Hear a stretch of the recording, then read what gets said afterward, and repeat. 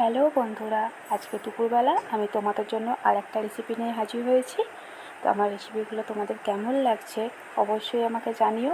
আর তোমরা কীরকম রেসিপি দেখতে চাইছো অবশ্যই আমাকে কমেন্টে জানিও। আর আমার রান্না যদি তোমাদের ভালো লেগে থাকে অবশ্যই একটা লাইক শেয়ার আর আমার চ্যানেলটাকে সাবস্ক্রাইব করে দিও।